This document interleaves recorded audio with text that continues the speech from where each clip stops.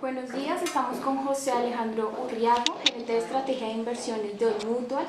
Él es economista de la Universidad Javeriana. Muy buenos días, Alejandro. Muy buenos días. Alejandro, hay quienes dicen que las medidas tomadas por el Banco de la República ante la creciente inflación han sido lentas. ¿Qué opinas respecto a esto? ¿Cómo percibe las políticas económicas actuales? En mi opinión es un hecho que el Banco de la República tuvo un accionar retardado. Sin embargo, hay que saber los componentes de la inflación que generaron esta posible pobre estimación del Banco Central, y es que los efectos del Niño y de la devaluación principalmente sobre los componentes de transables pues generaron que realmente la inflación se fuera mucho más allá de lo esperado por el mercado. Ni siquiera el mercado y los expertos y analistas del mercado habían estimado que la inflación pudiera llegar a los niveles que tenemos actualmente. Nuestras proyecciones nos llevan a pensar que la inflación puede estar por encima del 8% en este el segundo trimestre del año, que podría llegar a converger hasta 6, casi bordeando por encima ese 6%. Actualmente nuestra estimación está en 5.88%. Pero hay algo que hay que rescatar del Banco de la República, y es que la transmisión que se ha visto sobre las tasas de interés ha sido excelente. Eso no se ve en países, por ejemplo, como Japón y como Europa. Si ustedes ven la correlación que existe entre las tasas del Banco de la República y el IBR y las tasas, indirectamente de los créditos, la conexión o el canal de transmisión ha sido excelente. Entonces, efectivamente, el Banco de la República tomó una posición muy conservadora a subir las tasas de interés de forma tardía, pero hay que rescatar que el canal de transmisión ha sido muy bueno. Teniendo en cuenta como principales factores de la sobreproducción petrolera, hechos como que China ya no demanda lo que mandaba hace algunos años, que Estados Unidos pasó a ser un potencial productor, y ahora el desacuerdo que existe por el alto a la producción entre la OPEP e Irán. Además de esto, nosotros pensamos que de alguna u otra manera el acuerdo universal llevado a cabo en la Cumbre de las Naciones en París el año pasado, que pretende el uso de energías alternas e ir rescatando el uso del petróleo, ha influido. Dicho esto, ¿cree que nos enfrentamos a una crisis petrolera o es una nueva realidad que debe afrontarse y que no volverá el petróleo a $100 el barril? Bueno, de la afirmación que haces hay dos cuestiones. Si es una nueva realidad que en un futuro nuestras fuentes de energía tienen que ser más diversificables, puntualmente las energías alternativas. Pero en el corto plazo nosotros somos un mundo muy dependiente, y Colombia es muy dependiente de los precios de los commodities. Por lo tanto, yo en el corto plazo no veo como un cambio muy estructural del tipo de negocio. Y frente al tema del precio, claramente el precio de 100 no lo volveremos a ver en mucho tiempo. Solamente las estimaciones del equilibrio entre la oferta y la demanda lo podremos alcanzar más o menos en el 2017. La próxima reunión que vamos a tener de la OPEP y miembros no OPEP, que son cerca del 70% de la producción que va a ser el próximo domingo, pues ha generado una expectativa de subida de petróleo sin un fundamental muy fuerte. Personalmente yo creo que el precio del petróleo podría estar muy enrangado entre ese 20 a 40 dólares por barril. Sé que el rango es muy alto, pero hay que tener en cuenta que la última subida que tuvimos de petróleo no fue por un fundamental de oferta y demanda, sino por dos elementos: la expectativa de un congelamiento de la oferta de petróleo, y el segundo, el estímulo que le está dando la Reserva Federal a los mercados, generando que los inversionistas tomen un apetito de riesgo y generando que los activos riesgosos, como son las acciones y especialmente los commodities, tengan ese repunte. Por lo tanto, yo no veo en el corto plazo, por lo menos en este año, escenarios de 100 dólares por barril. Lo veo más factible hacia un repunte hacia un 40-50. Sin embargo, tenemos que olvidarnos de esa referencia pasada. Con ese panorama, ¿qué sectores productivos considera que tienen potencial de crecimiento para la economía y en los cuales se debería invertir sin importar los commodities? Bueno, es muy preocupante. Lo que uno esperaría era que con una tasa de cambio tan elevada, muchos exportadores en Colombia se vieran animados a exportar. El último dato de exportaciones que lo vimos ayer, vimos caídas muy fuertes en sectores, no tradicionales, que esperaría uno que tuvieran un repunte. Por primera vez en los últimos 17 meses los sectores no tradicionales, cuando hablo no tradicionales, son diferentes a, digamos, a petróleo, café y carbón, generaron un repunte de 1.2%, un tímido 1.2% frente a una devaluación tan pronunciada. ¿Qué sectores, digamos, yo veo, digamos, una oportunidad grande de negocio? Los sectores manufactureros que compitan contra esos productos importados que teníamos antes. Hay que ser muy honestos, la economía colombiana no es alta en tecnología, por lo tanto no podemos pedir una sustitución de bienes con alta tecnología, pero sí bienes manufactureros, puntualmente la parte de textiles. Claramente otro de los sectores va a ser el sector de turismo y tercero el sector agrícola. Creo que en esos tres sectores que pueden estar alineados muy con los planes del proceso de paz, si vemos un proceso de paz, digamos, exitoso, son los tres sectores donde se puede dar una reinserción social, pero también un estímulo económico a Colombia, sabiendo que para un exportador es muy importante la tasa de cambio, pero el segundo elemento muy importante es la estabilidad de esa tasa de cambio. Si tú piensas que la tasa de cambio va a estar en 3.000 pesos para los próximos 3 años, tú empiezas a hacer inversiones de capital.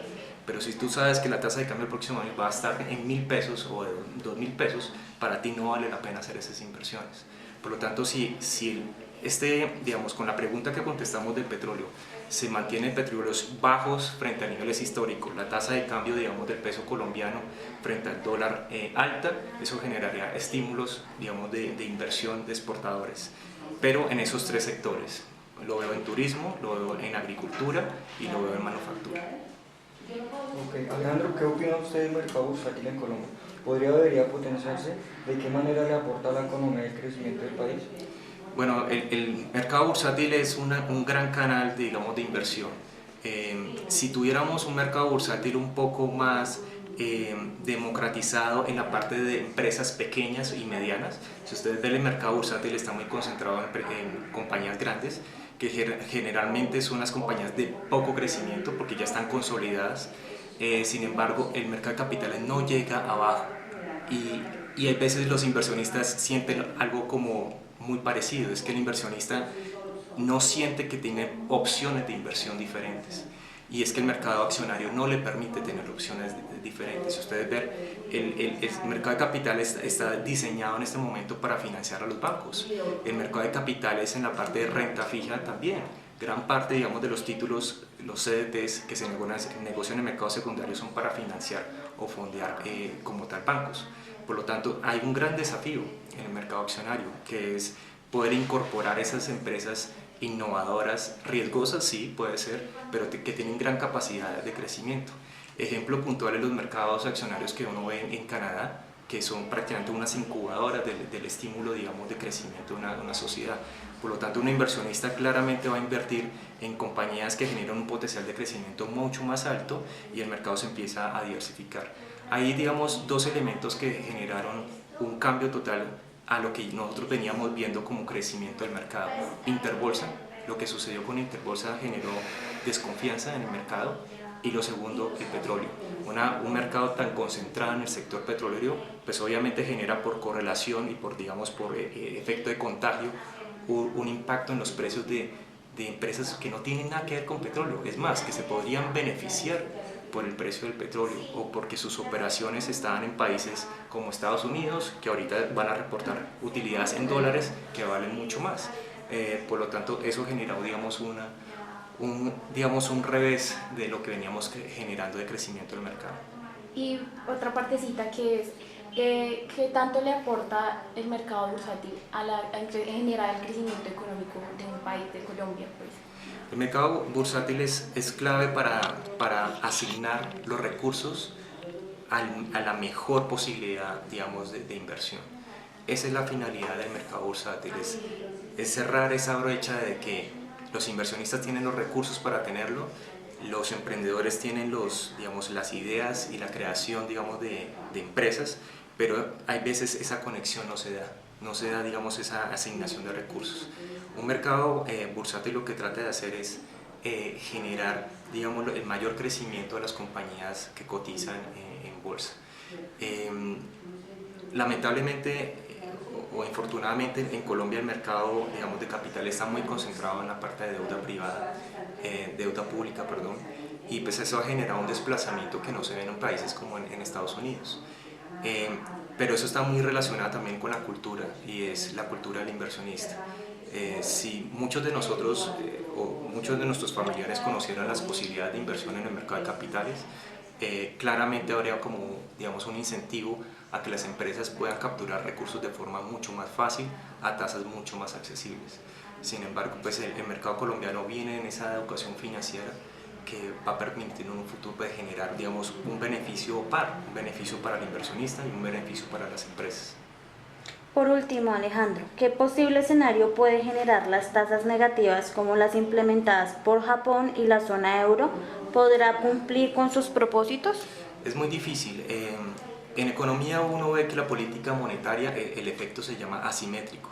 No es lo mismo el efecto cuando uno está subiendo tasas que cuando la está bajando. Hay otro efecto, se llama la espiral inflacionaria, que eso genera que si yo sé que los precios en un futuro van a caer, pues mi decisión de consumo va a ser, pues no compro hoy, sino compro en un futuro, porque el futuro los precios van a caer. Eso genera que si yo sé que en Japón y en Europa hay efectos deflacionarios, yo postergo el consumo, y la postergación del consumo genera una disminución de la demanda que genera una caída de precios. Por lo tanto, ¿cuál es la clave de todo esto? Es la credibilidad del Banco Central. Si tú le crees a la política monetaria del Banco Central de Japón, la política monetaria va a generar que los precios vean reflejada esa confianza. Pero Japón ha perdido demasiado credibilidad y a veces suena desesperada. Ayer conocimos las declaraciones del presidente del Banco Central de Japón diciendo: voy a hacer todo lo posible, todos los canales que tenga posible para llevar la inflación al 2%. Eso va a ser una decisión, digamos, más del consumidor. Si el consumidor tiene una gran proporción de su ingreso al ahorro y no al consumo, genera una depresión de los ingresos. Lo que está haciendo el Banco Central ahora es: voy a devaluar la moneda lo que más pueda.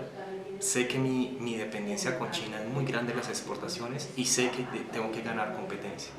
Esto ha generado este año y el año pasado una guerra de monedas increíbles, donde Europa trata de capturar lo que haya de inflación, Estados Unidos trata de capturar algo de la inflación y Japón también lo mismo.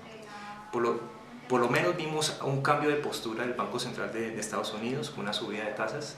Sin embargo, las últimas declaraciones de ayer lo que nos ha dado a pensar es que la subida de tasas no va a ser tan rápido como nosotros esperábamos, y por lo tanto también viene en camino con el Banco Central en tratar de ganar esa inflación. Listo, muchísimas gracias.